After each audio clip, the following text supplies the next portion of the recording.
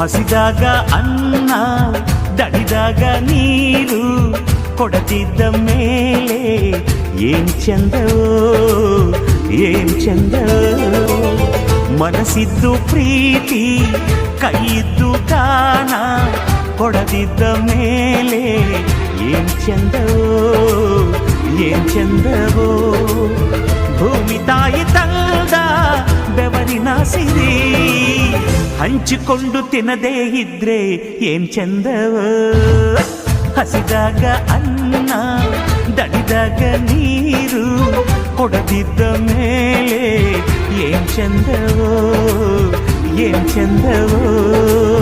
ಭೂಮಿ ತಾಯಿ ತಂದ ಬೆವರಿನ ಸಿರಿ ಹಂಚಿಕೊಂಡು ತಿನ್ನದೇ ಇದ್ರೆ ಏನ್ ಚಂದವೋ.